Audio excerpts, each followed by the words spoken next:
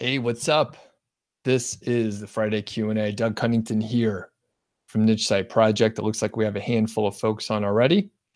And hey, what's up? Today is the day that I answer whatever questions you have. Several were sent in. It looks like we actually have a sort of a smaller crew right now, although we're right at the beginning. So if you're watching the replay, I know a ton of people watch the replay. So if you're watching the replay, thanks. Couple of quick announcements. There will be a webinar. There will be a webinar next Thursday. So those are generally sort of announced a little bit of ahead of time, and I'll place a link in the description later on. I'm not sure if there's one there now. So webinar coming up next Thursday. Additionally, there's a free mini course that'll come out in a few weeks. I'm mentioning it all the time so people don't miss out. So it's April 9th through the 13th. There's 3 emails that come out. It sort of helps you get in the right mindset to start a site. And then I guide you through choosing a niche, right? So starts at mindset, choose a niche, or at least start the process, right? It can take longer than a week, but at least you get rolling with it. So a few questions were sent in and I'll hit those. Those are in the description. A couple other highlights. Any of the links in the description probably are affiliate links. So don't be alarmed about that. You can, of course, not use the affiliate links, but if you do, I get a small commission on any of the stuff there. Any of the stuff that you actually buy and pay for it. In general, all these tools and stuff, they have some sort of a guarantee and or trial, something like that. So usually there's like pretty low risk to give it a shot. So if you're in the chat right now, give me a shout. Let me know where you're from. I know some people are already sharing that. Hopefully everyone can hear and see me well. So John hopped on and left a question. He's going to watch the replay. What's up? I'll come back to that. Duke is on. Duke is one of our kind moderators. Appreciate it. Marcel as well. Marcel, I have your question in the queue. We have Mark from Atlanta, my old town. We have John. What's up? Overcast skies, not sunny like in the Bay Area. We have JS from Hawaii. We have Jaron on. Jaron, this J plus K, he is the person that was interviewed yesterday. So that playlist, by the way, is doing really well. It turns out people like that stuff. So that's awesome. If you haven't watched the playlist and watched the videos, there's tons of awesome information. Everyone does things a little bit differently. People have different levels of experience. So if you haven't checked out the playlist, be sure to have a look. It's awesome. Each of the interviews has, its own insights.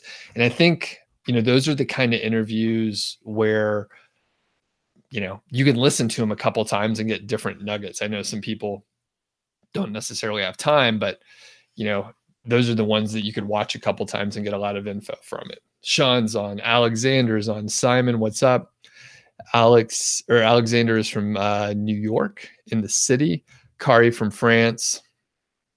We have XC from Valencia. We have Nell, Jay Bonner, Amin, and Brightfish. Cool. All right. Nanad from Serbia and Alwayne. Okay, I'm going to start getting to some of the questions.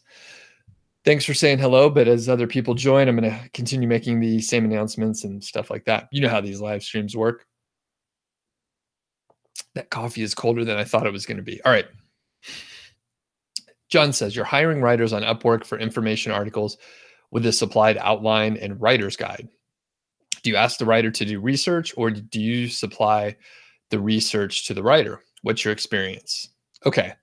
I usually have the writer do the research. However, in this situation, you're the boss and you can specify whatever you want. If you want them to do the research, you just have them do the research, just tell them what to do, tell them how you want the research done, and then see how it works.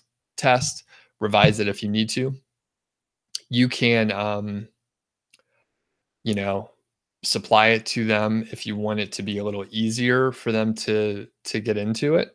So it's totally up to you. And in any case, whether you're hiring for like writing, or you're hiring a developer, or you're hiring just a general assistant or whatever, you're literally the boss, and it's your responsibility to give a set of instructions or responsibilities to your contractor, employee, assistant, whatever. So just like a real job, right? You're the boss and you have to give them the right information. Me, I'd have them do the research. And John also mentions that it's a great channel. So thanks for saying that. Appreciate it. And as other questions pop up, I'll answer them, of course. I'm going to take a look at the ones that were sent in, particularly Marcel. Marcel's a good dude. And which question is that? Where is the question? Okay. Marcel says, I did a great video with a list of sites to get free stock images. And I've also talked about the benefit of not using overly glossy, professional looking stock images to add authenticity. True. Marcel further says, I find that using free or Creative Commons images is time consuming. It takes longer to find good ones and add attribution. So you're working on a new site with 200 KGR posts, each with a few images. You're thinking of switching to paid stock images. What's my strategy for a high volume of images? Okay. I did the former, all right? I did Creative Commons images and time consumingly searched for them, adding the proper attribution, and did that over and over and over again, 2 to 5 times for a post. Not me personally, the editor that I hired. So you have to make, your own call. If you want to add some speed to it, then, the stock images will certainly make it faster. What I may recommend in your case, Marcel, is to do a blend. All right. So some of the images are going to be more polished from the stock company, but if you potentially can like lead or at least place higher up on the post your more authentic looking image, the one from Creative Commons or elsewhere, something that an amateur took, then that'll be a way to speed it up, still have some authenticity, maybe not as much. So that's my recommendation if you want to try and save the time. Of course, at that point, the images will cost you something. So either you're paying for the images straight up, or you're paying for the time to find the authentic images. I don't know the ROI, on that. It's several steps removed. So my impression, right? This is a personal impression about the like authentic looking photos. So maybe it doesn't matter, or maybe it does. So it's so many steps removed that I think it would be hard to really tell. Okay. Good question though. And if you're looking for like free images and stuff, there's a video on that, which is linked in the description near the question from Marcel. Super duper socks. What's up? Amin mentions the interview videos and says they are very inspiring cases. True. Alexander says, you like the new vlog, Tuesday Teardown and Success Stories. Awesome. Thanks for watching those. And, if anyone enjoys these videos, actually, if you're here now, please hit the like button. I'm going to hit it myself. You could like your own videos. So we went up by 1. I'd appreciate it. It helps other people find them. And if you like any of the other videos, I know a lot of people do leave comments. Even if you leave a one-worder or something like that, it's great. Leave a comment. Really appreciate it. I think it helps, I'm told, with the algorithm. So if you want to lend me a hand, that's a good way to do it. XC says, Doug, in order to calculate the keyword golden ratio, is the monthly search volume indicated by Keywords Everywhere extension as a valid number for the calculation as given by the Google AdWords keyword. Okay. That sounds like a sort of a, I don't understand exactly what you're asking, but I'm going to answer a question that I think that you probably are. Can you use the number from keywords everywhere? Yes, you can. If you're asking something else, feel free to clarify. But yes, slightly unclear from the question. Probably my fault, not yours. All right. Santiago, what's up? Good to have you on. Rose is on. How are you? Alwyn says you hire writers from Upwork and all they do is copy other people's work and it's hard to find quality writers. Yeah. Okay. I never had that issue, but there are a number of factors involved. Do your best to hire professional folks that, are not going to do that because they have professional integrity. And yes, you may have to hire a few people to get one or two good ones.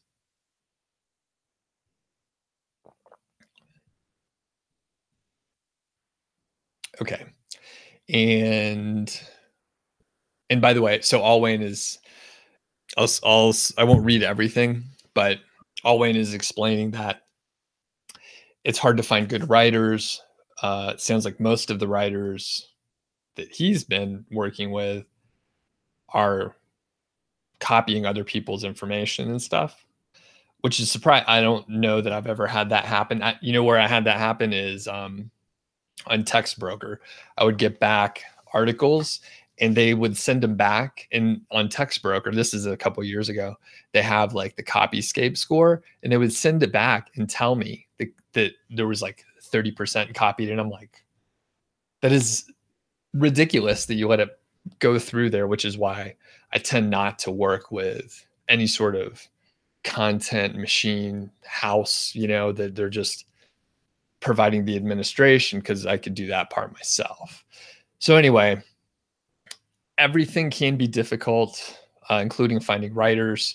And some people, have harder times than others. And I've hired a lot of people in my career, so perhaps I have a high filter for that. I don't know what a high filter is, but maybe I just do a good job at it. All right. 10 Facts says, I'm a huge fan. Well, thanks for hopping on 10 Facts. What's your name? Alexander says, do I use any tools for tiered link building? No, I don't.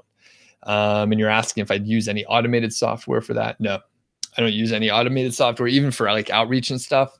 I'm trying not to use like any kind of software, to just do it manually, because I get all these emails from people that are clearly from automated. The ones I love, I may do a video on this because it kind of pissed me off. There was this guy, this is for Niche Site Project, and he was using automated software clearly. So he would send me an email. He's like, hey, I did an infographic. Do you want to take a look at it? And I'm like, no, I ignored it, right? Because the last thing I want to do is send an email so someone can send me like 2 or 3 other emails and then eventually ask me for a favor. Not really what I'm trying to do.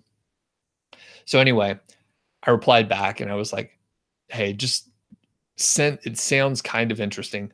Send it to me and I'll have a look soon. And then he started sending follow-up emails as if I never replied back to him. So his automation software didn't get the email that I sent. So he was sending automated messages like a moron to me after I already replied.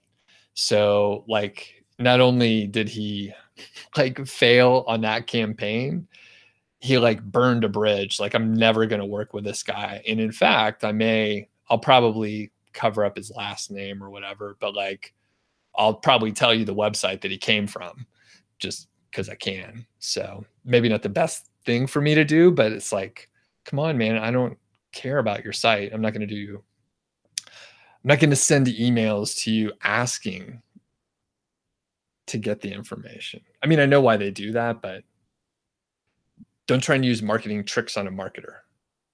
I think that's the point. Because there's this book called Influence. If you haven't read Influence, it's worth taking a look. So they go over six, Robert Cialdini goes over 6 different sort of influence tactics from a marketing perspective primarily. And then at the end, he talks about how to resist those tactics. So as you read it, you know, you need to use this stuff for good, not evil. But at the end of the day, it's very easy to pick out like how people are trying to manipulate you if, and that's one of the things to get me to ask for the information. It's funny. You could basically like tell whatever, I could tell whatever story I want, no matter what question comes in. That was a question about tiered link building. I don't use any software for it. Alexander, that was a good question. All right. Marion, is that right? Marion. And what about the images from Amazon? Do I use them? Someone says it's a no-no and someone says it's okay. Amazon doesn't mind, although it's against their terms of service. I don't. I did. I used to download the image and then put it in a higher resolution, like download the high resolution and then resize it and host it on my site and that sort of thing. However, that is against the terms of service. And I was around a few people, like multiple people in the span of like a month. This was about a year ago. In the span of a month, they were telling me that there were multiple people that had their accounts shut down because they were using the images, right? So it could have been a couple other things, but they were using the images. So basically I was like, I need to fix that. So it took a couple months, but it was a problem that was solvable, right? It's like there's an image there's images on like each of the posts. So it was a lot of work, but I went through and used the site stripe and changed them all. Someone did, not me specifically, but someone did. So all the images are now from the site stripe or they're Creative Commons images. So I would say you can get away with a lot of stuff, right? But whenever you get caught, it's hard to, you know, bounce back. It's typically a lot of work. And if you could control it ahead of time, then you should do that. All right. Bonner says success stories are your favorite. I Perceptive says I'm a failure story. Everyone has failure stories until they have like a better story. So I share my timeline often of like ups and downs where most people just hit the highlights. So if you haven't seen that, I Perceptive, you should check it out. Yeah, so Kari is saying this is in reference to hiring writers. So English is not Kari's first language, so you need to hire US writers or English speaking writers. Yeah, and you know what? A lot of people struggle with writing. So, I mean, you could definitely hire writers. If everyone had, and Alwyn's just having a little issue with it, people are copying, right? We have no idea. Alwyn, how much are you paying them, right? How much are you paying per 1,000 words? Let us know that. Because like, depending on where you're hiring people, you'll end up with different levels of quality. Lucas from Denmark, what's up?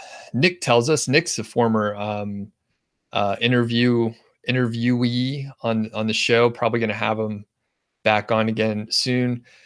So Nick is saying you've had great success DMing people, that's direct messaging people on Instagram lately, asking to use their images. Most are super excited and happy to let you use them. Cool.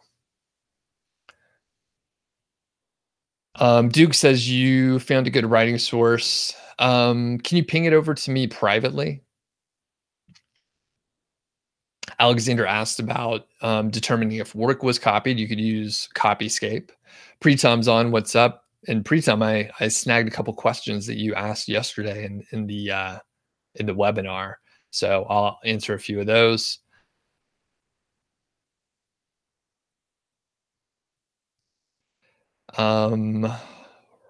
Ross says, random question. What's my take on Google's mobile first algorithm update? You know what? I don't know. I don't know. I'm kind of I'm behind on everything, so I'm not sure. Seems interesting. I think Brian Dean at Backlinko, he's more on the not more on the he is on the like leading edge of, information and stuff like that. So I'd take a look at that stuff, but I have no clue. I have no idea. It's probably something to be aware of. So for me, I basically just make sure my site is responsive.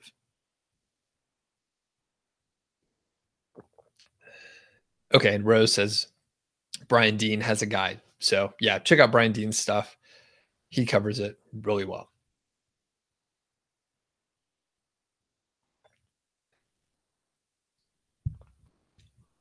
Okay. And JS has a question around images. Okay. Yep. And here's the thing, you can use images from Amazon if you use the API. So JS, you're right. If you're using WooZone or a plugin that uses the Amazon API, then you're fine. All right. XC says, if I target a technology niche topic where the internet content is still small, how many articles do you think would be needed to rank as the number one authority? 10 or 20? I don't know. So I would say it's probably not about how many articles. It's probably like the quality of your articles, and it's probably like the credentials that you bring to the table. So for example, Brian Dean only has something like 40 articles on his site, but he has like a seven-figure business with courses. He has a seven-figure business, and he's like the authority in SEO, right? He's one of the main authorities in SEO. And if you go like start poking around, he'll be referenced by a lot of other people. So it's not really how many articles you have. So you should flip the way you're thinking about it. And if you want to be the authority in a certain thing, you have to do quality. Just because you pump out a lot of content doesn't mean anything. Alexander says, does that mean you don't bother with building 2 or 3 tiers at all? That's correct, Alexander. I do white hat, so I don't really bother with any of the stuff that you're talking about. 10 facts. And I would say, Alexander, if you don't know what you're doing with that stuff, it can be easy to goof up on your second and third tier. It's not as good of a buffer as it used to be because Google's much better at looking further down the line. So if you have, say, a PBN that you've pushed with automated software, then you may get a bump in metrics, but it's unlikely that you're going to be able to, pull a fast one out there. So, okay. And as I know we have several other people on, so if I've answered your question, please hit the thumbs up, please hit the like. I'd appreciate it. It helps other people find it. And then a couple of announcements. There is a webinar on Thursday coming up here. I should have snagged the link previously, but I forgot to. But if you check out some of the videos next week, I'll definitely be putting the link out there. Just look for it on Thursday. Those are live sessions. Those are hosted elsewhere. They're not on YouTube. So check it out. Additionally, there is a free mini course coming out via email. So if you're not on my email list, you should sign up. There's a link for that. I did put a link for that in the description, and that'll be April 9th through the 13th. It's a 3-part course helping you with sort of some mindset leading up to launching a site and or growing a site. All right, 10 Facts says, so Google should deal with the natural similarities between different content because that could really happen. We might need the exact content written by different persons. It is possible. Okay. I'm not sure what you're asking. Can you please rephrase it? Or if someone can rephrase it for me, I'd appreciate it. I'm not sure what you're asking there. It seemed like a sentence with a question mark at the end, and I don't do well with those in a live situation. Rose says, there are Machiavellians in the affiliate marketing. You're going to read the book. Yeah, it's a really good book. You should definitely check it out.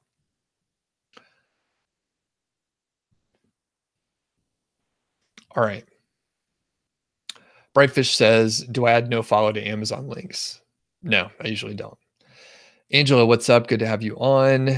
And it looks like, and it looks like we had a troll popping on here. Oh, and I was going to say, here's what we can do. Thanks, Marcel, for taking care of that. And you know what? I don't do timeout. I kick people out. There's a no remove report. Yeah, there's a zero tolerance situation here. I'm not sure what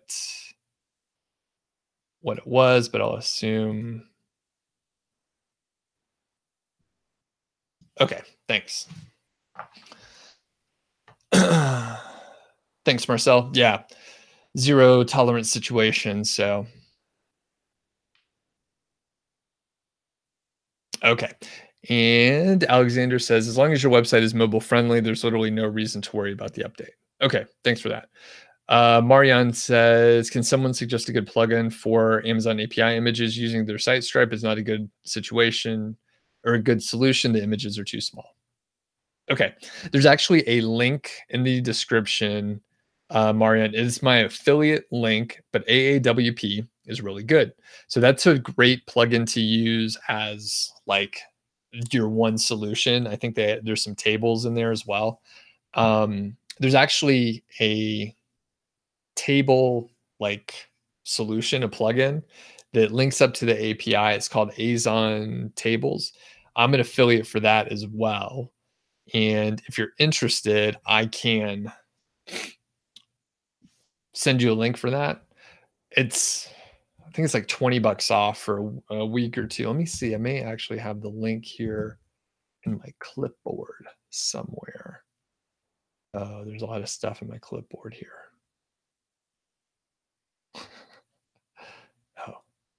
Oh, I think that's it.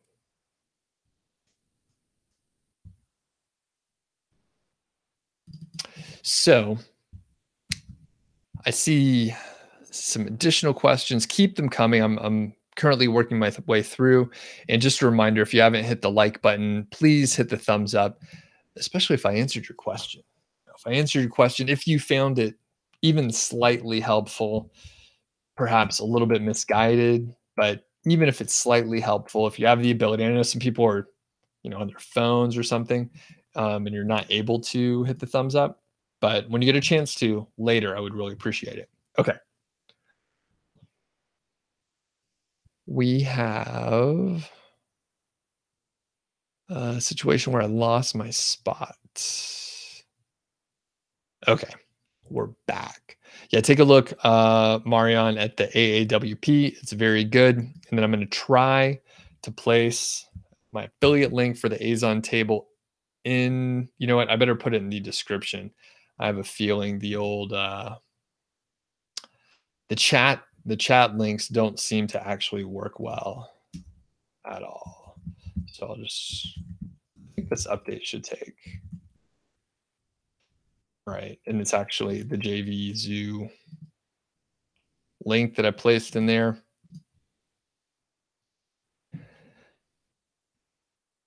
All right, Philip's on. What's up, Philip? Event. Lucas says may not be related. Today's a random day, so everything's good.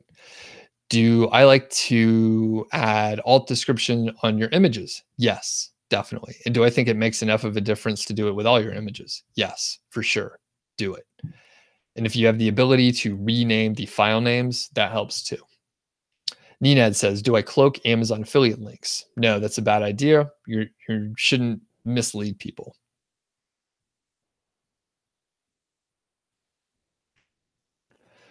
All right.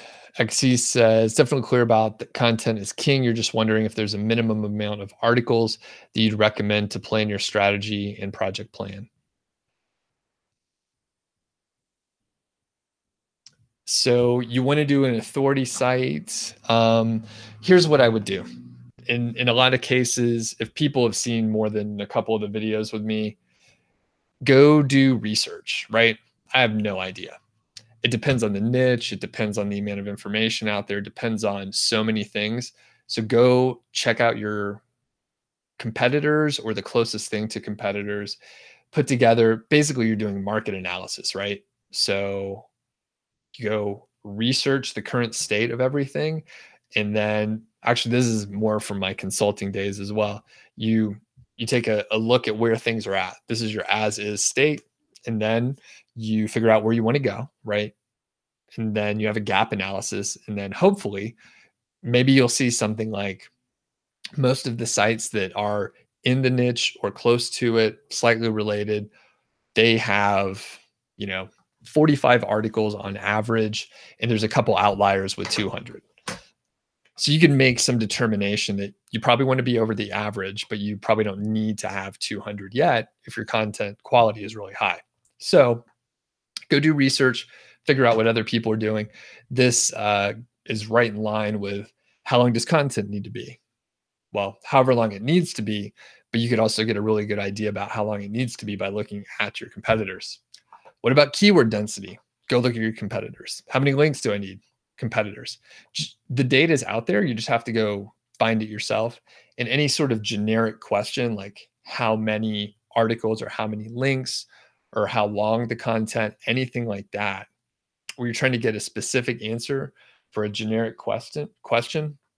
And by the way, don't ask the specific question because I don't know the information. Most of the time, whoever's asking the question is a greater expert on the specific topic than I am. So put that idea in your toolbox, analyze the current situation, and then that's the biggest takeaway of today, I think. All right. Awesome Content said, hey, Doug, are there any do's and don'ts for the Amazon affiliate link text? For example, get X on Amazon versus get X on Amazon. I've heard rumors about putting Amazon outside of the links as well. I don't know exactly. I recommend you call up, right? Call up the customer service for Amazon associates, and then you could ask like your specific copy if that's going to be okay. The main thing you want to do is not mislead people in any way. You want a seamless, positive customer experience starting from your site, ending on Amazon. So if you are saying you're going to Amazon, this is an Amazon and it's going to open an Amazon or whatever, that's better than, not telling them where they're going to go or saying, hey, this is the lowest price ever. You're going to save a certain amount. And then if that's not accurate, then you could get in trouble.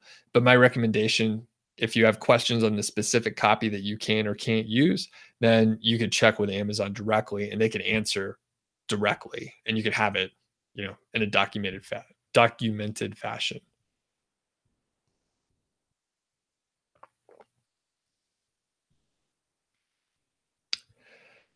JS says, does changing the post categories from uncategorized to something that's some category when a post is ranking well would affect the post rankings negatively? JS, it should not. It should not. It may have some difference with someone's putting a flyer on my house. Not sure why. Wonder if those are effective. I don't think so. We kind of just throw them out. It's kind of a waste of time. Okay. Next is your ranking shouldn't be negatively affected. It may drop for a couple days or something like that. I mean, any sort of change could have some impact, but it should go back if you're not changing anything else. Marian says the tables from AAWP are super awesome. You've seen them on a YouTube tutorial. Great. Phil says, do I use other affiliate programs and write content focused on these brands as it's more flexible than Amazon regarding the rules and stuff? No. And in a related question, Philip, good question. I feel that Amazon converts so well that I don't worry about it. However, if you're in a certain industry where you can have direct relationships on a high-end ticket item or something, then perhaps it's worthwhile. One of the other questions I got, and this is from yesterday in the webinar, someone asked, should you mix and match stores like Amazon, Best Buy, Walmart, and Target to give your reader the best deal, in quotes, assuming you're an affiliate of all of them? My answer is, and this question is from a beginner. All right. So the answer is, don't worry about that stuff. Just focus on one. I recommend, everything I talk about is Amazon affiliate, right? So I'm going to recommend Amazon affiliate. It's where I have most experience. And people buy a lot of stuff on Amazon. Yesterday, during the live workshop, a delivery man dropped off an Amazon box, literally like while I was talking. And the point is, people buy a lot of stuff on Amazon. So even if you get a 50% commission rate, the conversion rate on other sites and other programs is so much lower that it may not be worthwhile. Now, I encourage you to test, right? You should always test. This is just what I've seen. This is my impression from my, seeming lack of experience with other affiliate programs. However, the cool part with Amazon is if I buy, 18 things, you get credit for all those things, even though maybe I didn't even buy anything that you recommended. However, right, in other programs, assuming it's a one-off, not like the, Walmart situation, if it's like, from share a sale or something like that, you may get a 20% commission rate, but you only get it for the one item, right? So it's less. Typically, Amazon works best for me.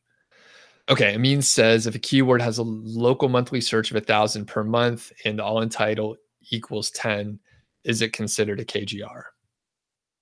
Okay, I'll ask you, do you consider it a KGR? And did you publish any content? Did you try it?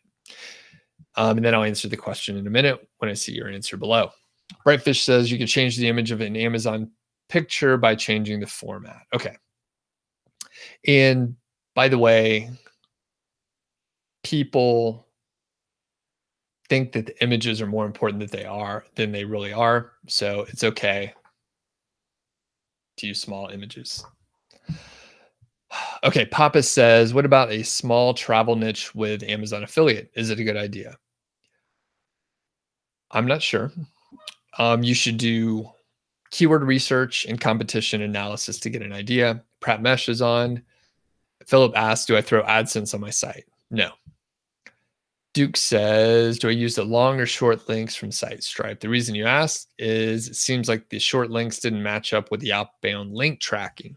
I use typically the longer version, but sometimes I use the short version depending on where I'm putting the link.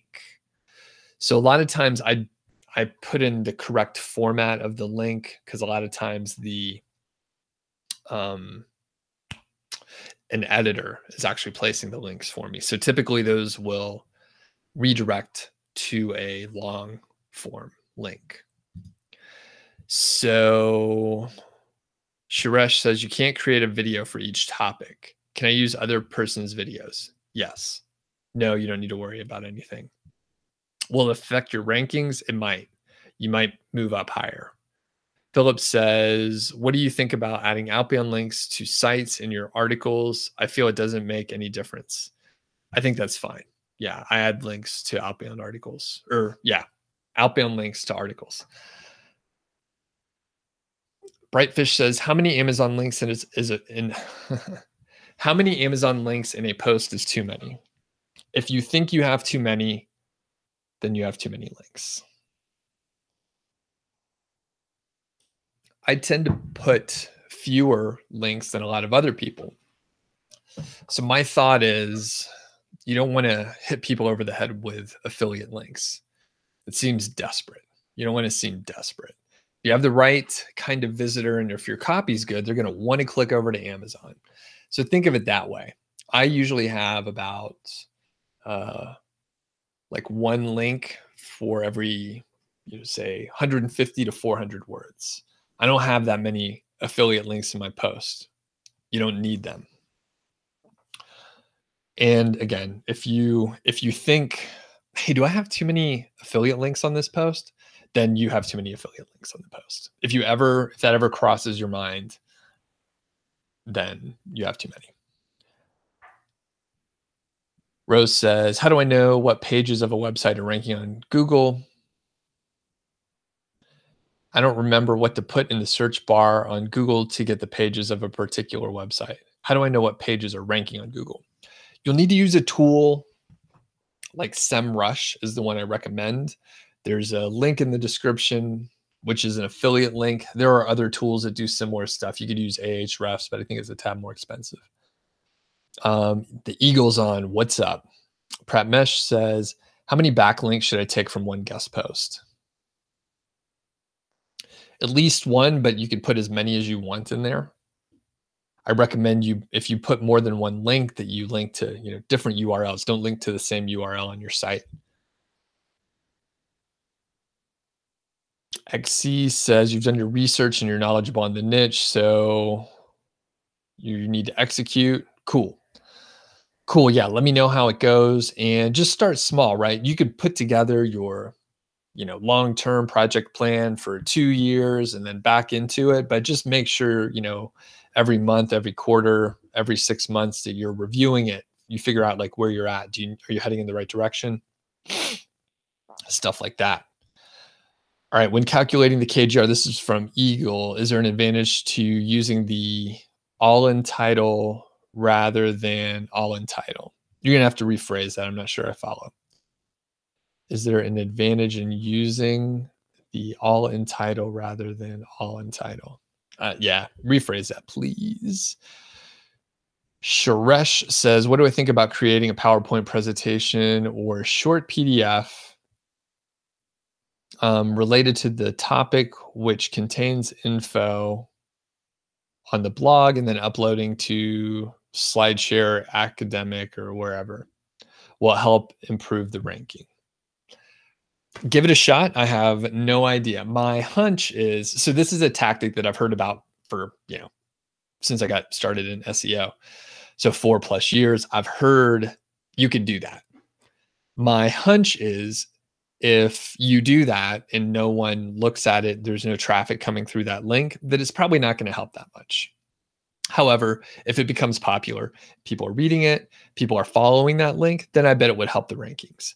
Give it a shot though and see what you find. Sakit says, do we get a do follow link from a blog comment? Usually no. Awesome content says, great and helpful channel. Thanks.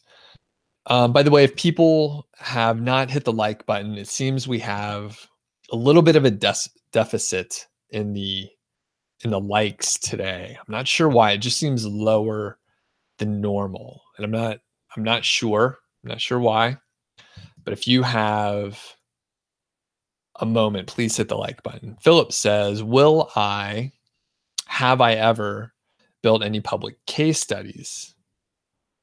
You feel like it's always super popular when IMs do it and it answers all these questions. Philip, I have not done that. I've thought about it and I get requests for it all the time.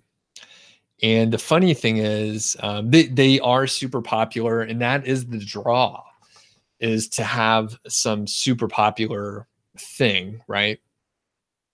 As far as answering all the questions, I'll just be blunt with you.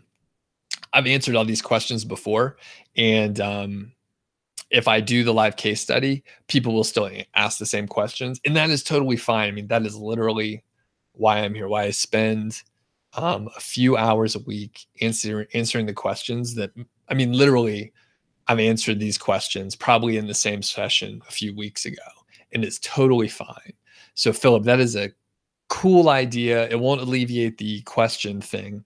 It could be popular, and that could be a thing where, like, maybe I look at doing that. Like, maybe I look at, launching it. See, the thing that I would prefer to do, and this is where I think a lot of case studies they don't always work out. So number one, the big risk is someone's just going to copy the site and then and or do negative SEO. Basically, the case studies that I've seen, that is the outcome. So most recent income school, they had a site that they gave away. It was about like soundproofing or something like that. So income school guys are great. If you haven't checked them out, it's Jim and Ricky. They were on my channel. Really good interview. You should check it out if you haven't. And like I said, they're good guys, but they do public case studies. They reveal sites, and they had a site that they were working on, and they gave it away. And I think it was making like a few $100 a month. They did a contest. Really helped their channel grow. And word on the street is this site has been copied many, many times, because it's out there and people are like, well, if that idea works, if I already know it works, I'm going to go ahead and just going to copy it. So not the best idea. I mean, it can be popular, but the outcome is usually poor. Now, Phil, that doesn't mean I'm not going to do it. It's just there's more downsides, and the upside is to get attention, which is, I mean, I'm trying to grow my audience, but I'm doing it my own style. I try not to pander. So the other example, less recent, is Tung Tran over at Cloud Living. So he's been working on the site for, I think it's like 2+ years. He was trying to get it to 10K a month. It was growing fast. He was launching the site in conjunction with launching his course, direct competition of mine. And that's one of the other things. I have no issue mentioning the direct competitors, and I'll tell you who they are, right? So Tung Tran, and his site did really well. It's a 6-figure site, right? Value wise. However, he never reached that 10K per month point, at least to my knowledge. And last I read, in fact, someone said, hey, it looks like it's on a decline. It's not doing as well. And I'm not sure if it got hit with negative SEO. Some people said maybe it was affected by the Fred update. But the point is, public case studies often don't work out great. And then there's more negative repercussions because of, I guess bad people who are doing negative things. Now, the thing that I would be really cool is if I could do a case study, basically finish it or be 90% done, and then release all the information as I went. So if you look back to Project Go White Hat, that's what I did. I was 80% done by the time I started releasing the content. So I knew how the story went for quite a long time. This is important so that I could tell you, hey, we did this thing. We thought it was going to be a good idea. Turns out, bad idea. This was wrong. And here's what you should do instead. Many times case studies come out and it's a real time, situation. The problem with that is people implement as you're going, and then you realize you messed up. There was some mistake made, and you have a bunch of other people make that mistake. But maybe I should do it, Philip. I don't know. What does everyone think? Let me know in the comments. Public case study, is that an interesting thing?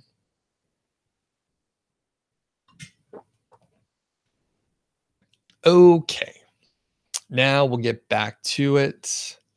Amin says, yes, you tried it in the health niche a month ago, but it still didn't rank. So this was a throwback.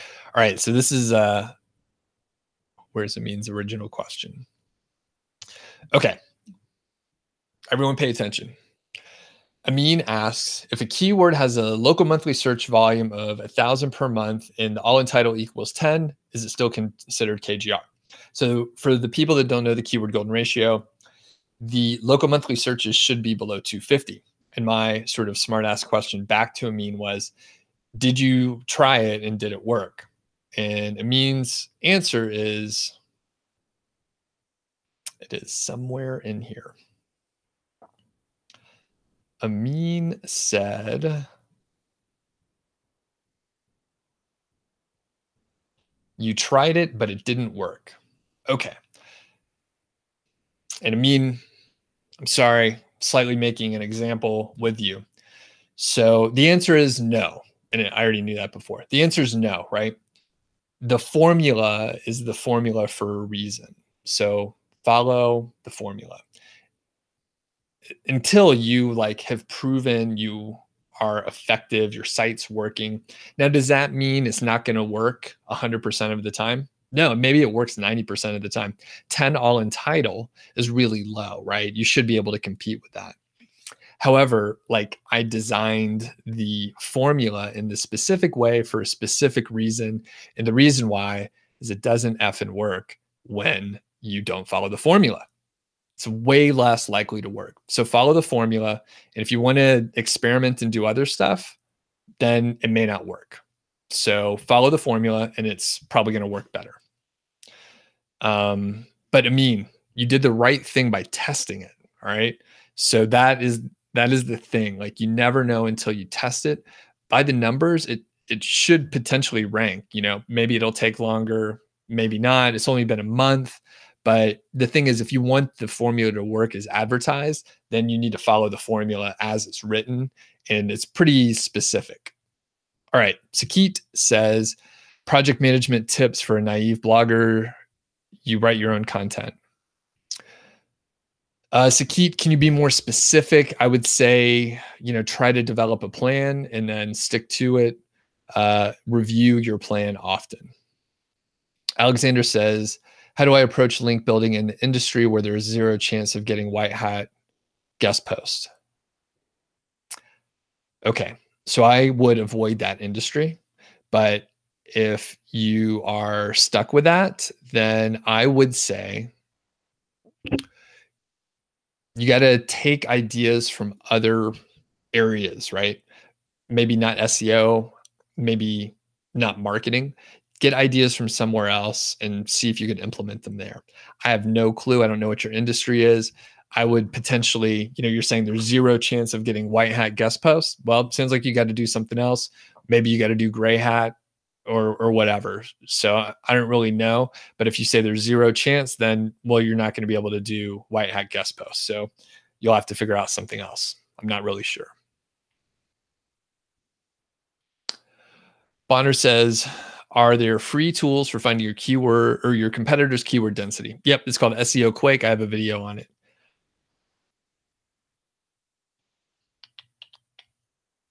Eagle says, when someone buys on your affiliate with Amazon, how many seconds to you set up to go to Amazon for your site when they hit the buy button with WooZone? I'm not sure, Eagle. I don't use WooZone. My friend Alex over at WP Eagle, he does. So you should ask him. I would say, I don't know what any of the stuff that you're talking about is, but I would say I would just make it as fast as possible.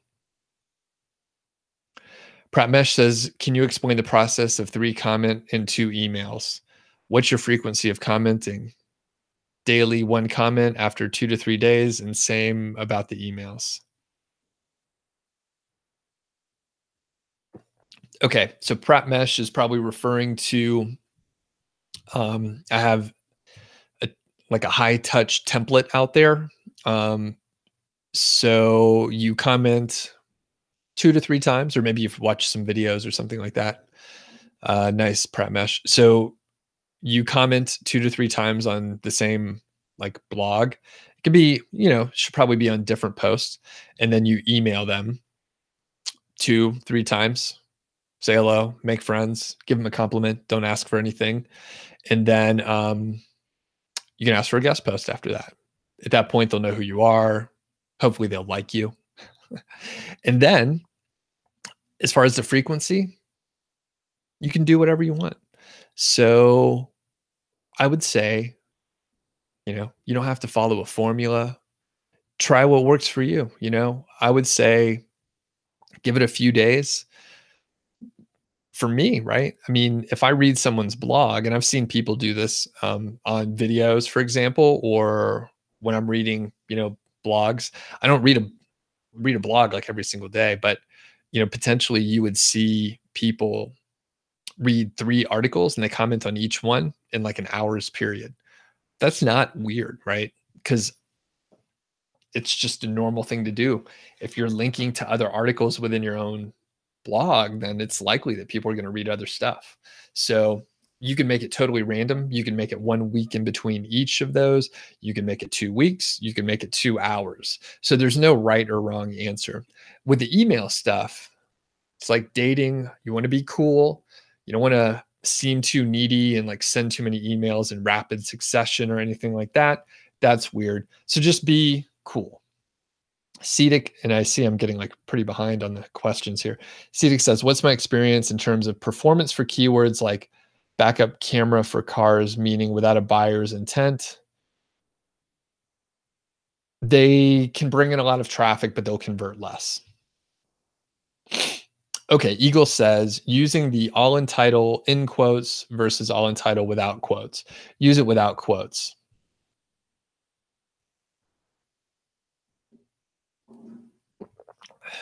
Without quotes.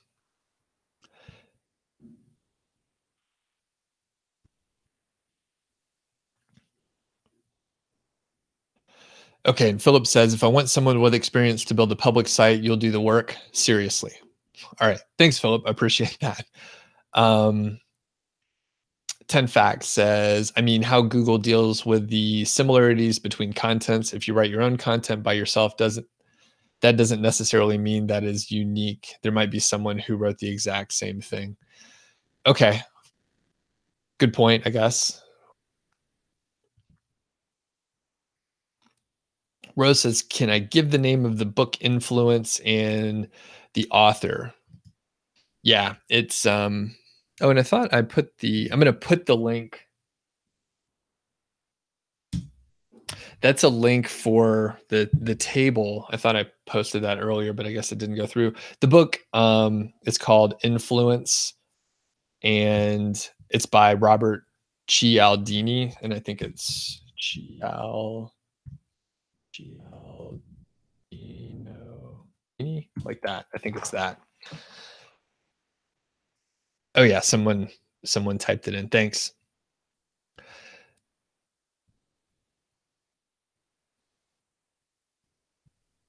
All right.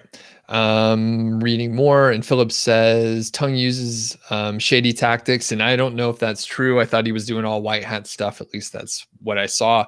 I don't know if that's. I don't follow Tongue very closely.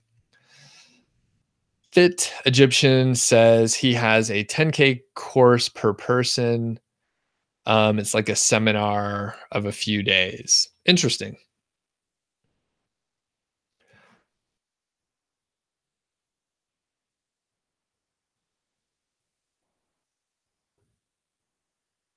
All right. Hamad says it's counterintuitive. You'll spend time and resources getting out of the sandbox, and in the end, people will copy, and they do copy. You can't do anything about it. Okay.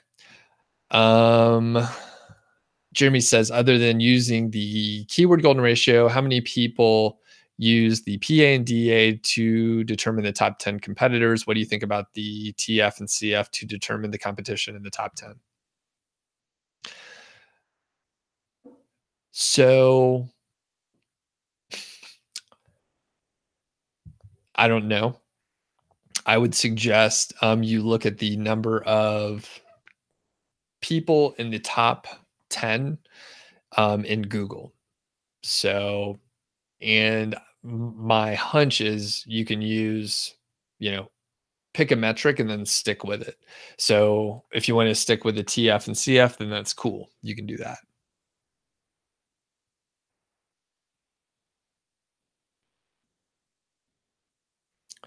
All right. Hamed says, I teach and answer literally everything, so I need to do it at the moment. Thanks. I try.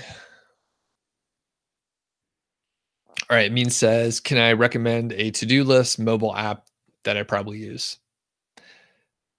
You know what? It doesn't matter what app you use. I use a notebook currently.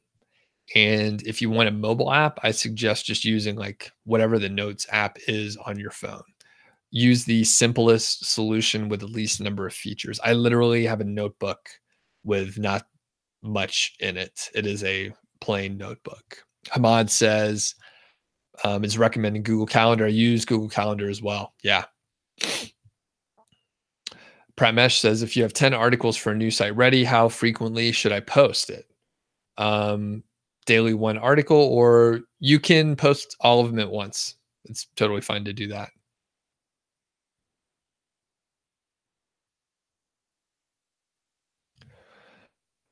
Okay.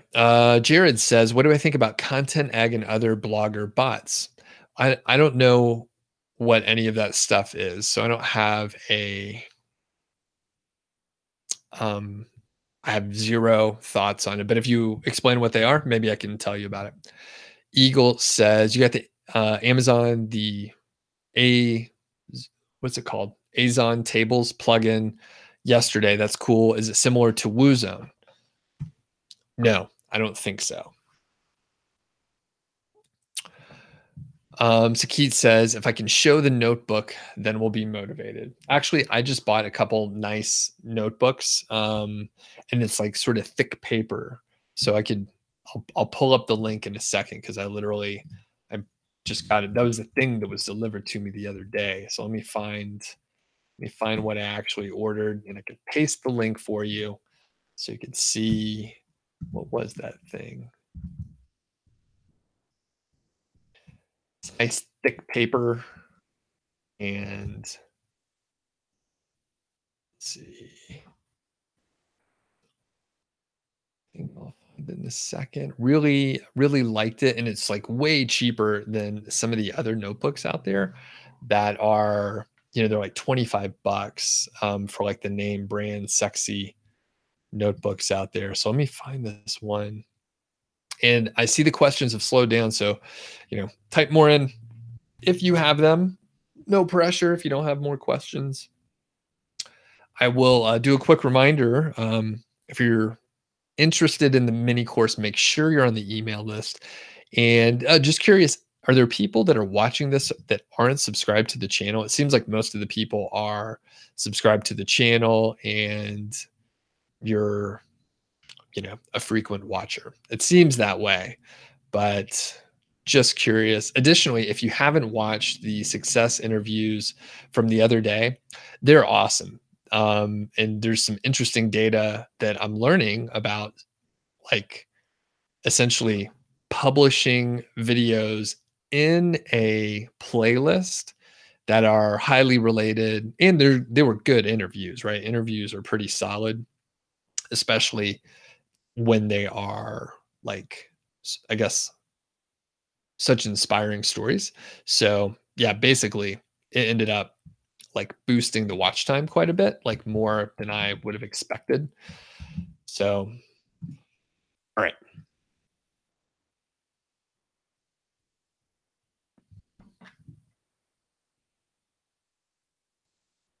I'm trying to find the notebook. So I'll find it in a second, Sakit. And it, like I said, it's just plain notebook, and it's all about, writing down what you're trying to do, having a clear picture of that, and then prioritizing. Because it turns out we can't do everything. And I have issues with this as well, where I like think I can get more done, and I almost never like get everything done that I hope. So Primesh says, does the logo and premium theme help in conversions? Not necessarily. So I think you need a minimum baseline of like presentability. So if your site looks bad and your theme looks bad, that's going to hurt you. But as long as it looks okay, then it should be fine.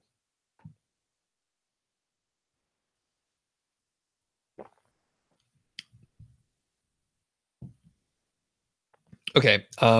Rose is asking, what's covered in the free course in April?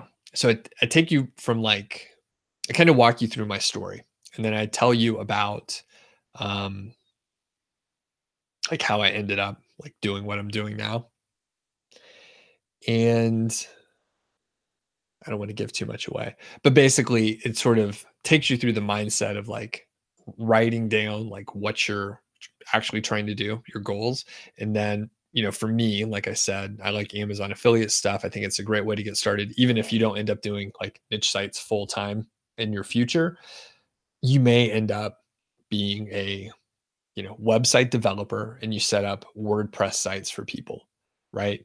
You can do that. Like maybe that's what you get out of it. But along the way, you're learning, you know, hosting, you're learning about WordPress, you're learning about setting up sites, you're learning SEO, getting traffic. So you can make this whatever you want. So that's basically what's covered.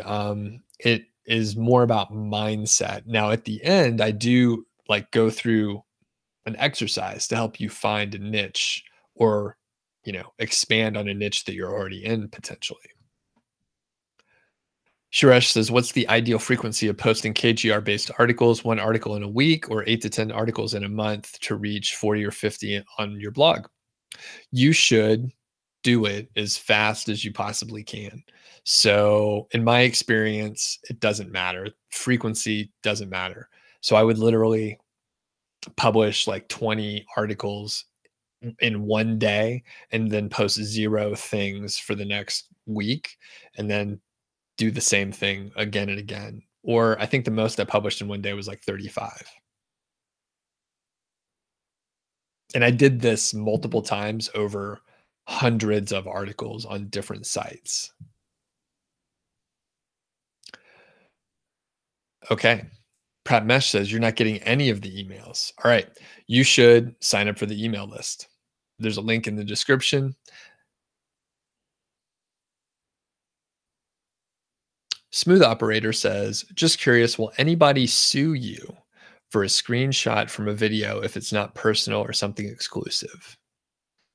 So I don't know. I'm not a lawyer. But if you're just taking a screenshot, then the argument could be made that there is like some fair use situation going on.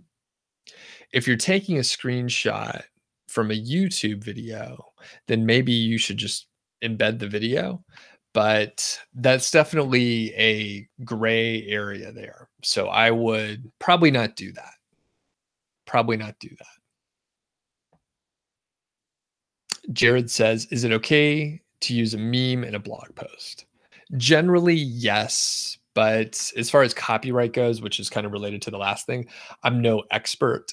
So, you would need to make sure that you're attributing properly, do your due diligence to check to see if, the rights are elsewhere and what the situation is.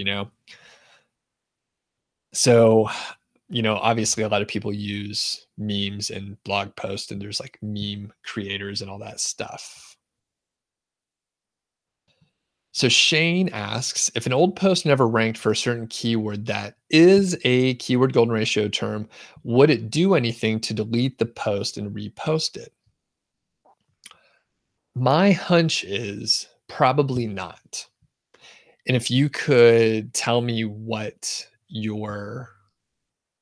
logic are you using to like what change, like my recommendation instead, right? Maybe you delete it and then put that content on another post that's ranking a little bit better, Shane. And then maybe at least that post can rank for some other keywords. But I would recommend, like, if you do no work, nothing should change. That's my hunch. If you do something to improve it in some fashion, that potentially could work. Now, I would say if it doesn't like do anything, it doesn't rank, then I would probably just ignore it and move on. Rose says, what hosting do I recommend? So I used to be big on Bluehost, but now I'm more for Siteground. And if you are looking for hosting, do I have a link for you? So as normal, I mean, I do try and throw my affiliate link. This is an affiliate link. So SiteGround, depending on the amount of traffic that you have, you would select just more expensive cloud hosting. And The reason why I like SiteGround currently is their customer service is better than Bluehost. So Bluehost, they would take my calls when I called them if I had some issue or question or whatever. However, whenever I talked to someone at Bluehost, they were often not a admin. They had no technical any sort of knowledge. They had no freaking idea. And it became a little bit of an issue because I needed some tech stuff done, and they would generally have to open a ticket for an admin they could actually touch the server, right? So it took a while, right? It took like 24 hours. And this is like on this particular site that I was having trouble with, it's getting like 2,000 visitors a day. I'm losing hundreds of dollars a day while the site's down, which it was. On SiteGround, you can chat with somebody in like a second, and they're an admin. They can literally log on to your server, do things, check on things for you, which is a very big deal. So, Bluehost was really good for a long time, and then I had some issues with specific things, and I wasn't happy with how quickly they were dealing with it. So I still have a Bluehost account. It's just not on one of my like high traffic sites. It's a little bit less traffic. So SiteGround, like I said, that is an affiliate link, so I get a commission if you use it. Suresh says, can I suggest some good free WordPress themes? I'll give you two quick recommendations. One, any of the WordPress default themes. So those are pretty good. The other is if you want more options, then you can go check out all the free themes put out by Automatic, which is the parent company of WordPress. So Automatic, they have their own themes as well. And, if you're getting something from WordPress or Automatic, you know that it's going to be fast, it's going to be secure, they're going to update it frequently, and it's solid, right? So you're not going to end up with the same sort of security issues. You may have a security issue, right? They're not immune to it, but they will deal with it really quickly. Prep says, how much longer do I recommend to have content longer than your competitor? So 10 to 25%. Eagle says, does it make a difference when you're setting up your post categories with regards to trying to rank? Generally not, unless you have like a keyword within the URL for the category, but it's not critical. Hamed says, how do I spend my weekends? Well, the last couple weekends I've spent it in the crawl space in water trying to pump it out. So that's what I have been doing. When it's warm out, I hike and try and do stuff outside. I also brew beer. So a lot of times I'll brew beer. I'm a little behind on brewing beer actually with all the, basically house stuff that I've had to deal with the flooding of the crawl space. That was not very cool. And then what else do I do? I try and be active. Sandeep says, how many keywords should you target in one post? Well, it depends. If you're doing a keyword golden ratio type post, 1. If you're doing something else, then however many keywords you want to target. Okay, Pratmesh says, you're already signed up, but you're not getting any emails. You've also checked your spam folder and other folders. Okay, well, you may not be signed up. I'm not sure. It depends on when you signed up. I don't send out a ton of emails. So Sandeep says, where to outsource quality content and how? All right. So I would say Upwork, and you have to hire people, and there's templates for it. So if you sign up for the email list, you can see all the templates that I use, including the job posting, the communications and stuff like that.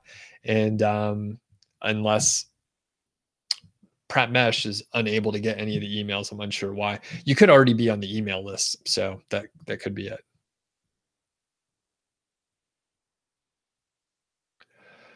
Jared says, thanks. You're welcome. The Sound Monkey says, with the new site, should you wait until you have many articles to post, or can you post as you create? I post as I create. I don't think it makes a difference. So Sakit says, if you find some very useful video on YouTube, can you post it and embed it on your blog? Yeah, you can. Okay, Rose is saying you're debating between SiteGround and Bluehost. Definitely go with SiteGround. Yeah, the SiteGround support is ridiculous. It's really good. It's an interesting thing. These links in the chat are messed up. Like they don't redirect properly. Hey, Rose, if you just copy the text and try that, it should work okay. And Joe is on. You made it to a live stream. Awesome. Good to have you on. Pratt Mesh says, what will happen after the Google sandbox period? Will your post start ranking? Yeah. If you do a good job, then probably your post will start ranking higher. Lance is on. Good to have you on. Thanks. One of our kind moderators. Everyone thank the moderators. And if you haven't hit the thumbs up to like the video, that'd be really cool. Oh, we're so close to 50. We're very close to 50. We just need a few more people. Sharesh says, should you include LSI keywords in the KGR based article or not at all? Sure. Putting them in shouldn't hurt anything. And Sound Monkey says, thank you. You're welcome. Pratt Mesh is asking about HostGator. I don't know. I've never used HostGator. Never used them at all. Eagle says you have SiteGround and they're fantastic for the service. Okay, so multiple votes for SiteGround. And while we're just hanging out here, I'm going to see if I can put that SiteGround affiliate link in the description. We'll see if I can do that here. I should put that in there anyway. People do ask me for hosting, and it's tough sometimes because Bluehost was good for a long time, and I got Bluehost because Pat Flynn recommended them, and I stuck with them for a long time. They were really good for a long time, and then I heard I think it was a podcast in the last year or so where Pat Flynn even said he met with the CEO of Bluehost, and he was like, the service is bad. I'm recommending like this hosting service, and my fans and customers are trying to use it, and they're unable to get support. And I'm not sure if he stopped working with them as much, but he definitely slowed down and tried to figure out what was going on. So thanks everyone for the mention of SiteGround. And yeah, SiteGround just kicks ass. Really good. I mean, the site is screaming fast. I was up to, close to 5,000 visitors per day. I had, upgraded hosting over the holidays, 5,000 visitors per day. And it was just rocking strong. I mean, I'm paying like $110 a month or something.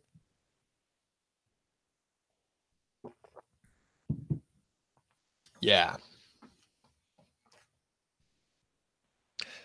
Cool.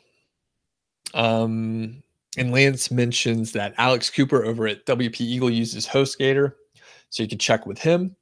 And David mentions that you had some issues with HostGator. I've had zero experience. And what I can say is whatever hosting company you're dealing with,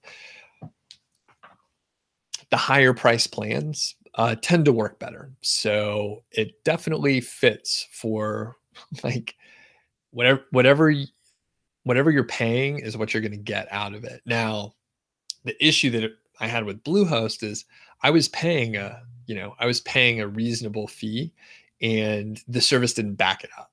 So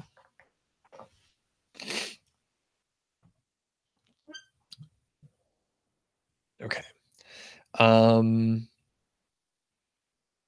Sageet says, how do you motivate yourself to start writing when you don't feel like it? Or do I follow a specific routine? I definitely don't follow a routine. I wish I could do more.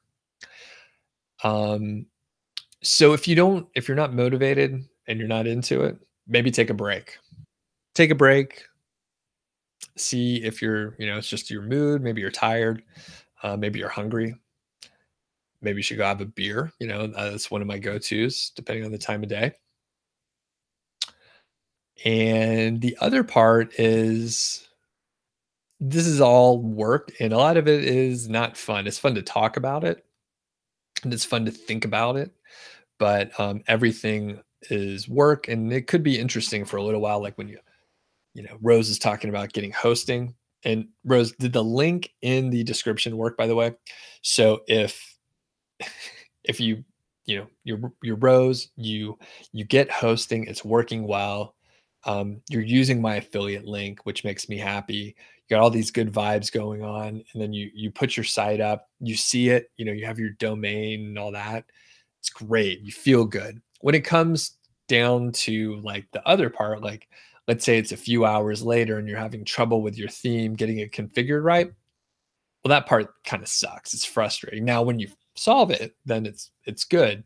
But Sakit, the point is, there are going to be parts where like it's frustrating, and maybe if you just take a break, then you can, get your motivation going a little bit, like intrinsically. Joe says you have a web development company, cool, and they specialize in WordPress, and Siteground is the way to go. So good, another vote for it. Duckface says, should you go for reseller hosting to host more than one site? No, I don't think so. I mean, if you're just going to host like 2 sites, then I would say just have like the hosting package that can handle the 2. Just keep it simple. You don't need reseller hosting if you're just having a couple sites here.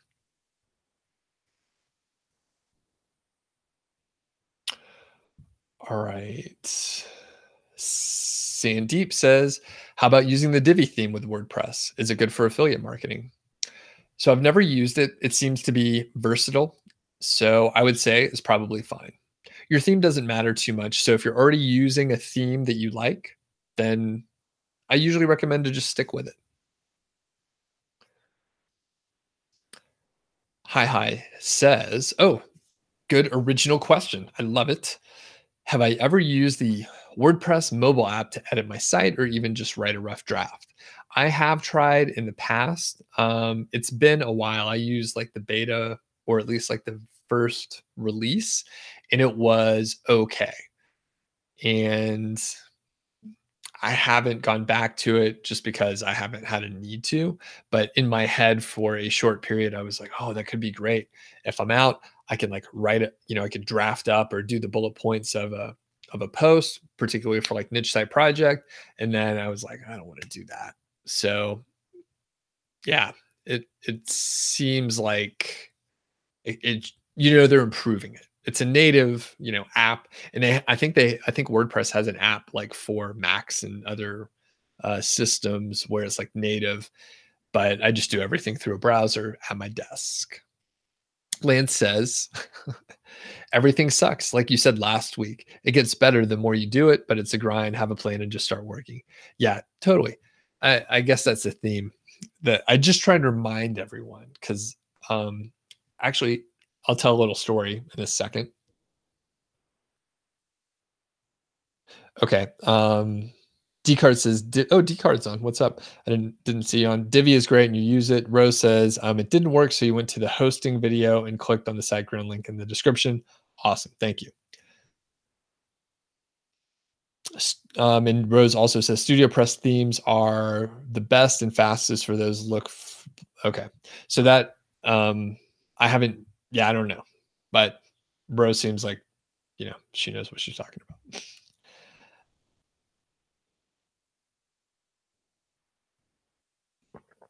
Okay. So David says, can you please tell us why I hate page builders? Yeah, I would love to. So, number one, David, I like the inside of the question. It shows that you've checked it out. You know that I don't like the page builders. And I remember I need to find the link to the notebook for everybody here. So the page builders are like I use a page builder for a sales page and like landing pages. That's what I use them for because they're versatile in that way. What happened a few years ago, particularly with Thrive, their Thrive content builder, a lot of affiliates started pushing like, hey, you need to format, especially for affiliate sites, you need to format your post. Every post needs to be formatted in this fancy way. It's really important to use these elements and it really makes your site stand out. Turns out it doesn't really matter. If you go look at like some bigger blogs, it's usually just like, it's text, right? I mean, that is the important part. It's not because you have like a well-formatted theme. It's not because it's a well-formatted piece of content. There does need to be some minimum baseline of like readability and stuff, but that's simple, right? I mean, go look at medium.com. I mean, it's simple. That's what people want to see. It's easier to read. So the problem with page builders is I had an issue with it just being buggy, right? So I had a personal issue with them being buggy, and I had major issues. Like I was trying to change the color of some text and change some text, like change the date. I literally wanted to change like one line out of, a full sales page. I wanted to change like one line and I couldn't do it. I kept trying to change the font color and do all this stuff. And it just wouldn't work. I would change it. And then when I would save it, it would revert back. Super frustrating. No clue what to do. Tried to get support. Couldn't get support. This was with Thrive, by the way. Couldn't get support and really frustrated. The reason that I hate the page builder, so that was my specific issue. But when it comes down to it, most people don't need the page builders. They're slow, right? They're slow to use. So it's more, time consuming, right? So slow to use. There are additional features that you are now having to make a decision on whether you're going to use buttons or you're going to use these tables or a different sort of like box and section and highlighting. So you're making decisions. You now have to make a decision on whether you want to use a particular feature, and it's really not even needed. May sound like a minor thing, but as you're going through this process and there's 100 steps that you have to do, and you have to make a decision on something that other people don't, they're not even thinking about it. I'm using, this was back when I got started. I'm using WordPress 2012. I have no options. I'm just writing text, maybe a couple images. That's it, right? I'm working on the stuff that matters. Other people were working on, putting together a table with the right buttons and the right coloring and what color the buttons were going to be and a lot of other stuff that doesn't matter. So all of a sudden you have to make these decisions on stuff that doesn't matter. So, and that's the particular page builder that I use primarily. I've touched a couple others here and there, but that is in general why. So it's like, it's unnecessary for most people. And I think a lot of people are convinced to get some of these page builders because affiliates have convinced them that they need it for some reason, but really they don't need it. And the affiliates they're just trying to sell the product, which I don't blame them. I mean, I pasted several affiliate links in here. But I think the products are valid. So, okay. And so David, does that answer your question? Was it helpful or did it come off more whiny? I did not enjoy I spent like 6 hours trying to change this thing and it should have taken like 10 minutes. So, back on the productivity thing, Sakit, I mean, I was just like, I wanted to do all this stuff and something that should have taken 15 minutes, maybe 30 minutes max, right? Is what I had budgeted. It took like half a day and then like 3/4 of the next day. And it was not cool. I was going to lose my mind. So page builders, I'm not a fan. Hoosier Ben says, hey, Doug, do you like to use Ahrefs? I do. I love it. It's the sort of the best backlink crawler, I think. If I do I think it gives good data? Yeah, but what do you mean by good data? Like useful, or do you mean accurate or actionable? Um, and Dcard says Divi Page Builder is fast, and that's why you stick with it. Cool. So I haven't used that one Divi, so I can't comment. But like I said before, to Sadeep, I know people that do use Divi. A lot of people seem to like it. So, I think if you are using a page builder, but you're only using the features that you need, then that's probably okay.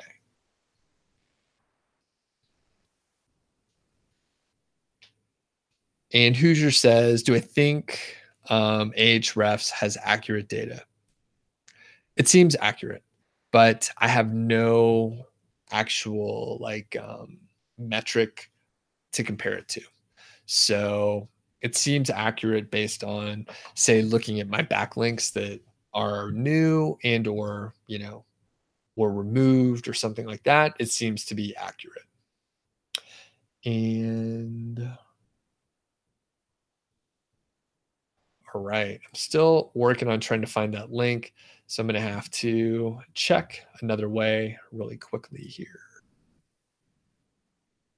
Let's see. So any other questions? They slow they slowed down here a bit. And David says, do I think the page builders affect the loading speed? Yes. And I know this, when I was starting to get turned off by the Thrive content builder, I had a page that was loading pretty slow. And I was using, some of the fancy elements. I wrote the page like around the time when I was like first getting Thrive. So I had all that stuff, all the additional formatting and features. So it looked good, right? It looked really nice. However, the page was loading like incredibly slow, and I can't remember if I published this information, but basically I took away the Thrive portion of it, and then I just copy and pasted the content into a normal blog post, and the size of the page went down from like, I can't remember exactly, so don't quote me, but in this range, it went from like 3.5 megabytes to like zero point 0.8 or something like that. And then the load speed went from like 6 seconds to like 2.5. So it was like immediate. As soon as I took the content builder out, it was so much faster. And the page looked better because it didn't have these boxes around it. So it depends on the page builder, right? I know the coding can be sloppy, right? So the coding could be sloppy and it may not be for, I don't know, right? For certain page builders, it may be lean and it may be fast. So it could be fine to use. However, some of them out there could be a mess. So I'm going to attempt to get you this affiliate link here. Let me see. For the notebook, I finally found the link to the notebook here.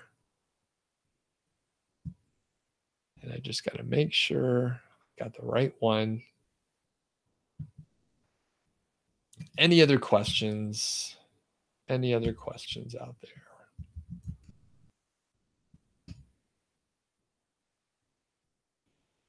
Okay, I think I found it. I think I found it here.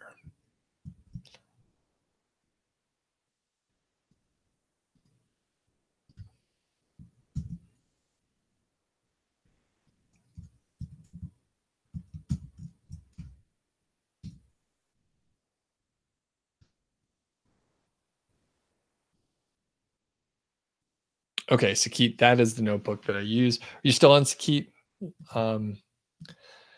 And that is a new one. I just got that specific one, but it seems to be the cheapest. with thick paper, and there's page numbers, which I enjoy. So you could put like an index at the beginning. And Sandeep says, which page builder do you recommend? Okay.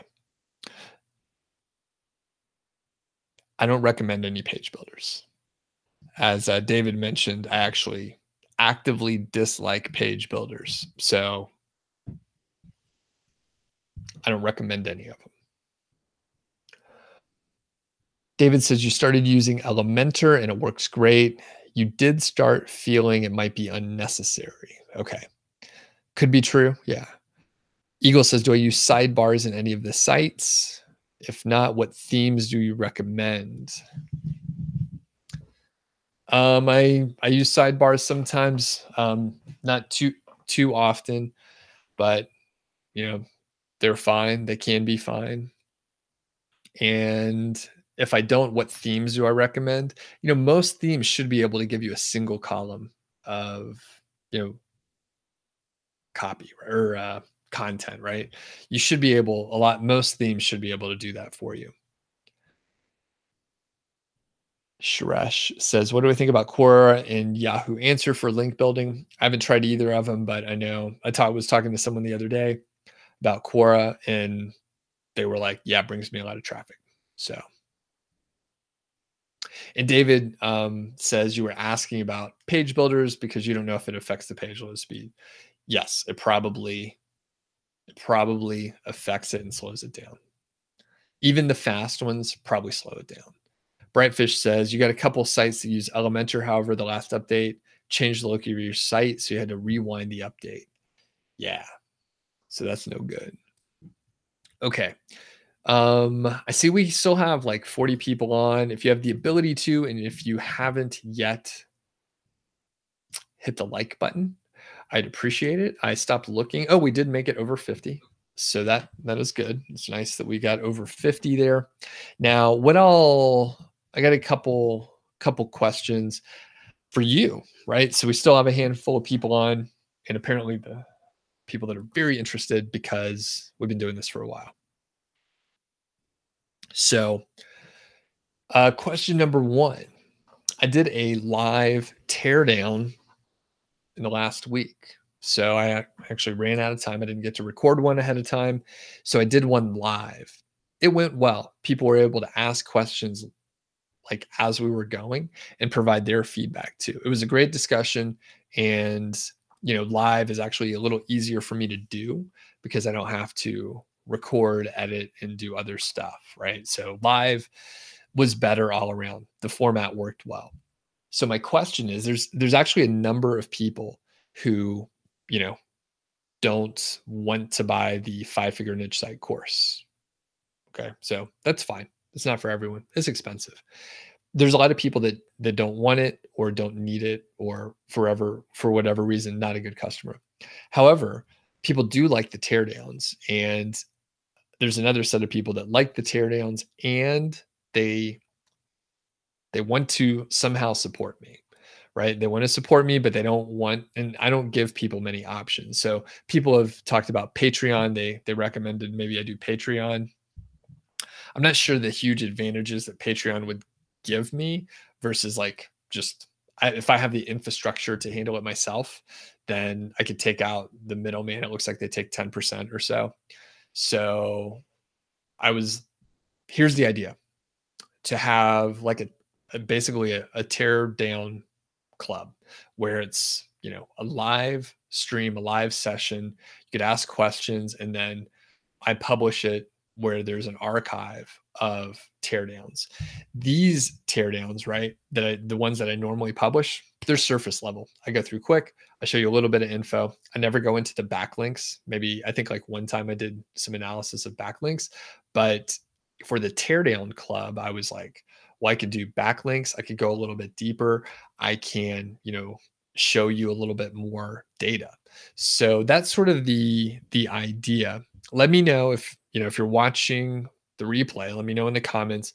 Teardown Club, is that interesting? Do you want some way to support me right? If you're not going to buy the course, if you have no interest in any products, but you want to have like the live sessions, um, it was just an idea. And see, the other thing is there's enough people who are asking like, hey, I want to support you somehow. Like I want to do something, but I'm not like, I don't allow, like there's not many options for you.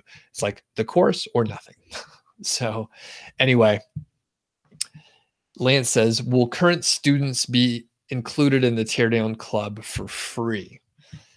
It depends, right? There are multiple levels of the 5-figure niche site course. So that right now they're independent, but there would be some potential to have that content in there. And it would probably be in the form of a bonus. So the, there's some interesting, parts that come along with it. There's the live portion of the, the teardown where you could participate, but then we would build an archive, right? We build an archive. We'd probably do maybe 3 per month or so. And then we'd have an archive building up. So it, at some point it's like a library of content, of teardowns that are much deeper. Like I said, I can go into Ahrefs. We could look at backlinks. We could look at the backlink profile. We could look at PBNs that are linking to it, that sort of stuff. So it sounds like some people are lightly interested. And okay, so that is something that I may roll out and test. And like I tell people on these sessions, I don't know if that's going to work. Maybe you have to test it. So maybe we have to test it and see how it works. Maybe some people are not interested. Maybe some people don't care. So what I don't want to do is like create extra work for myself where it doesn't benefit people. And then it's just a waste, right? And Lance, for moderator types, I mean, you're helping me out, Lance. So yeah, there are certain perks that come along with the moderation stuff. So Banana Gaming, you asked a couple questions here and I need to hop back to it. Okay. Lucas says, and regarding WordPress, is there any difference in the time that Google takes to index a page versus a post, or is it basically the same? It should be the same. It shouldn't matter. Banana Gaming says, is it possible to deactivate a page builder plugin when you finish working on a site without messing up your site and delete them as well? It depends. It depends on the page builder. Brian says, how can you use the Amazon API on my site? So, Brian, I'm not sure your context or framing around the question, but what I'll tell you is you probably want to use a plugin, something like AAWP, of which I'm an affiliate. There's a link below if you want to check it out. If you're asking that, my assumption is you're not a programmer, but if you are a programmer, then you could make the calls yourself and write your own plugin or whatever. So I'm assuming you're not, and I'm assuming you need a solution such as AAWP or even the Azon Tables, like if that connects to it as well. So those are kind of your options. Or if you use a theme, certain themes connect, like the Ultimate Azon theme connects. That's on sale too, by the way. But in general, I'm recommending the table because I try and stay out of themes. Okay.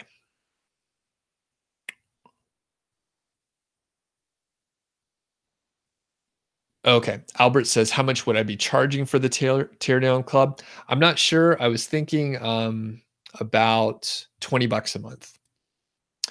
And it depends on a few factors, but I think $20 a month is, a fair price for the content. And especially when you're looking at a building of an archive of, videos. Toki says, with your site, you noticed it had 400 backlinks from one spammy looking domain. How can you block this domain, or should you worry? You can create a disavow file and submit it in the Search Console. You would type in The documentation on Google is very good, by the way, so just check that out. But you just have a plain text file. You would have domain, colon, and then the domain name that you want to block, and then that would be, it would omit that site, right? It would still show up in backlink crawlers like Ahrefs. It would still show up in your backlinks list on the Search Console, right?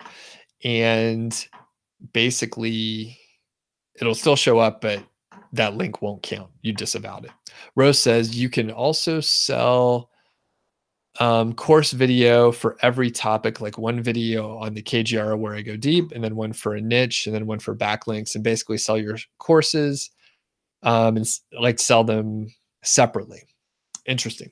Yeah. So some people, that is something I've thought about. So Rose, it's like a splintering concept from the digital marketers, but I could sell things one off. Now the slight risk, right? So Rose, I've had some other products that were like cheaper, right? The interesting thing that happens is if people pay a little bit more money, they respect my time and effort a little bit more. So one thing that happened, and I know there's a solution for this, I haven't spent time on it. So let's say I had a course, a mini course on the keyword golden ratio where it was $20. And I provided, complete information for what I was trying to cover.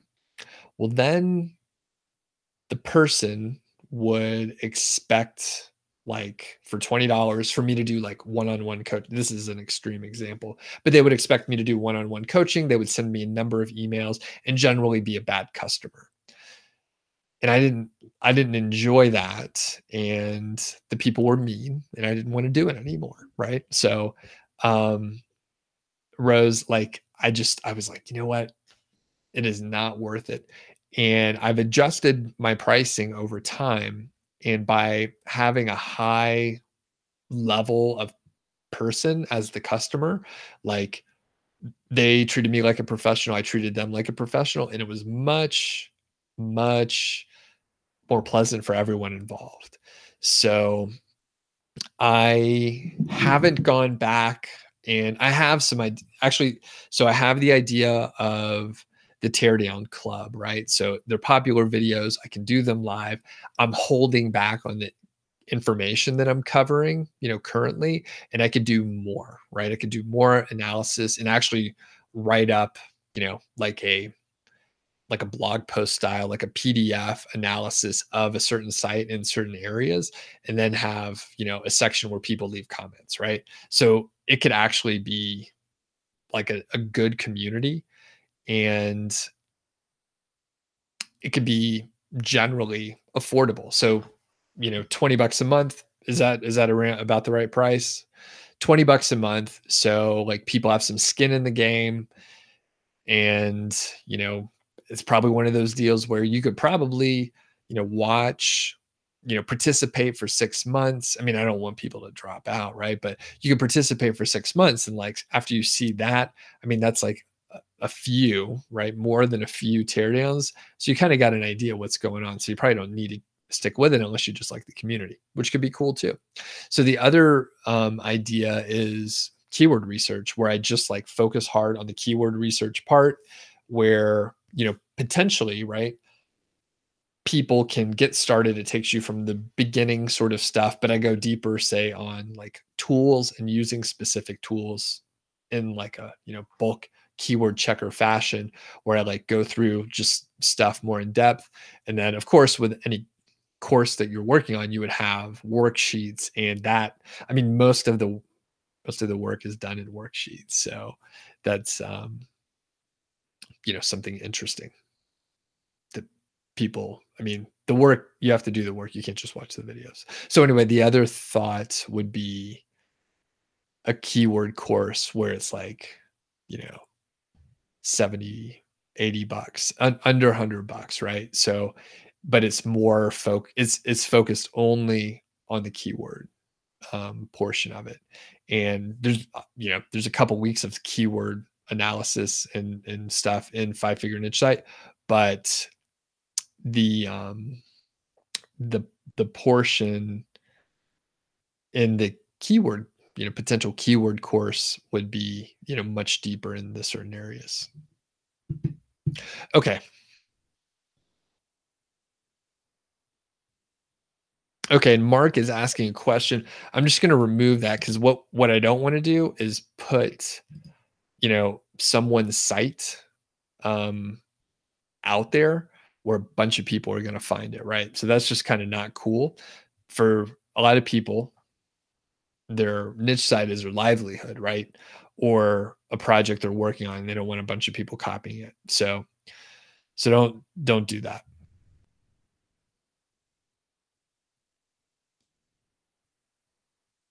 Okay. Fever, and this will be the last question here. So Fever says, what's the difference between DQR results and all in title results? Well, I'm not sure what DQR is. So if you want to clarify that, I can answer it, but I have never heard that term.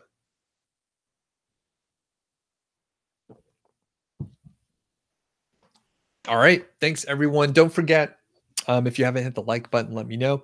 People that are watching the replay, let me know in the comments what you think about the Teardown Club and or a keyword research only type course, at a lower price point. And, normal stuff next week. If you're not on the email list, you'll want to sign up.